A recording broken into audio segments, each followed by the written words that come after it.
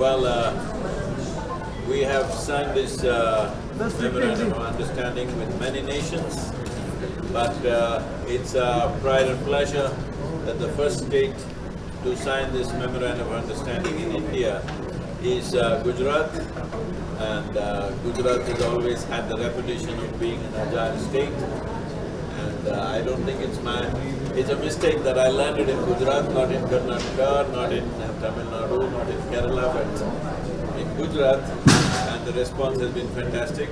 Both the Chief Minister and the Climate Change Minister are on the job. So what the MoU means is that the handbook has simple principles with which the government can make a policy. Normally, the government has to prepare the concept and then make the policy. We have made the concept so that the government can make the policy quickly. It is not for me to make policy because that involves budgets, that involves various other calculations of the state's economy and the political and cultural situations, which only the government can do. So this is only a handbook what we have presented to them. It is a very proud moment that the first Indian state to receive this handbook has been Gujarat, and as you saw, the Chief Minister and Climate Change Minister are fully engaged with this. What this simply means is, this is an incentive-based or incentive-driven policy because this is agricultural lands. These agricultural lands are the only piece of land on the planet which is being tended to by human beings on a daily basis. If we cannot change this, how will we change forests, how will we change oceans, how will we change deserts, when the land where men and women are working on a daily basis doesn't change? So this is the first thing that needs to change, because it is also important to change because this is our nourishment, this is our survival, and this is also our economics. So it's important that agricultural lands are revived, and right now the danger of agricultural lands moving towards soil extinction is very imminent, and every top scientist in the world is talking about in 50 to 60 years' time, 90% of the world's soil would be degraded. Right now 62% of India's land is considered degraded with 1.3 billion people. This is a very dangerous situation for the country. Without ensuring the food security of this nation, every other development, every other forward steps that we take in the country will become meaningless without food security. So this is a very important step that Gujarat has taken today. Sir, you proposed to have a meeting with all the industrialists today, the GCCI and the other industrialists. So what were the suggestions or idea that you gave for a So we met the Chamber of Commerce and the business and industry.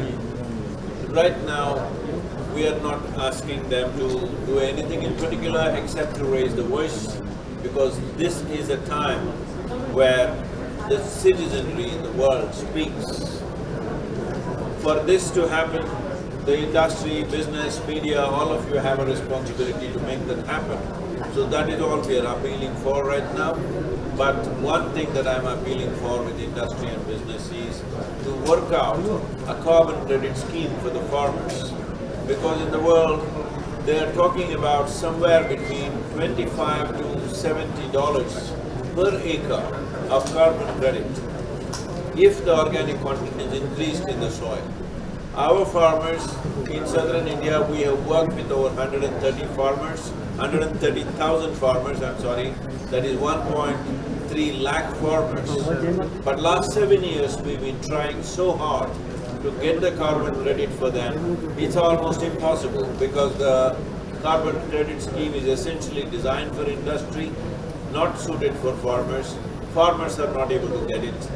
Though they can sequester enormous amount of carbon, they are not able to get the carbon credit. So industry and business has this responsibility to work out carbon credits for the farming community. Thank you, sir. If you ask the farmer to do anything more than what he is doing, he will collapse. That is where it is, not just in India, across the world this is the reality. So right now, not a single nation has minimum 3% organic content. United Nations has made this standard to call soil as soil, minimum 3% organic content should be there. But not even one nation has an average of 3%. Sorry. The highest average that we have is in Northern Europe, which is 1.48%. United States is 1.25%. Africa is 0.3%. India is 0.68%. This is where we are in the world. So, without giving an incentive for the farmer, he cannot move in that direction. That is one level of incentive. The second level of incentive is carbon credit scheme. The third level of incentive in the marketplace, he must be recognized. If it's minimum 3% organic content, his products will naturally get better price. So with these three incentives, we can drive ourselves in a direction where in 6 to 8 years' time, a minimum of 3% organic content should happen. I want you to understand the difference. That is from 0.68% to 3% is a massive jump for the fertility of soil in this country. We should make this happen. Let's make it happen. Thank you. Thank you.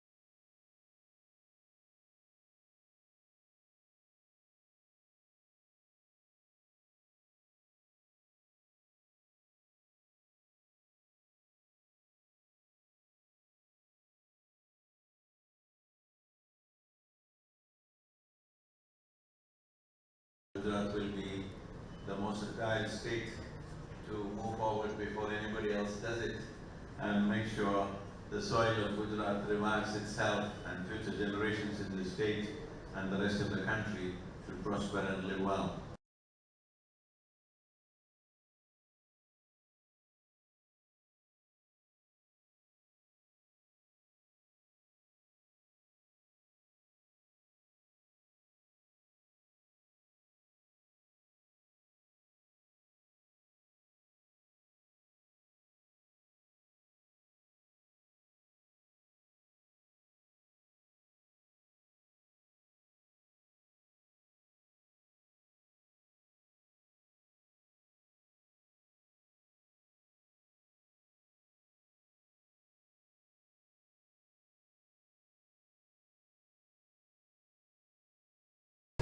ગુજરાતમાં આપની book વાંચીને એમાંથી શું સારું કરી શકાય કે ભાઈ માટી કેવી રીતે બચાવવી જોઈએ અને માટી બચાવવાનો વિચાર એમનું મેં હમણાં સાંભળ્યા અંદર મારી સાથે તો કે ભાઈ માટી અને પશુ એટલે કે બીજા જીવ મનુષ્ય સિવાયના જીવ એ બંનેની જાળવણી જો કરીશું તો જ મનુષ્ય બચી શકાય એવું છે. એટલે ઘણો બધો મારા માટે બી નવું છે. થોડુંક વિચારીશું, થોડુંક વાંચીશું અને એની અંદર લીડ લઈશું. ગુજરાત એટલું કહી શકાય કે લીડ લઈને ગુજરાત જેટલું બને એટલું ઝડપથી સારું કરવાની કોશિશ અમે કરીશું. Thank you.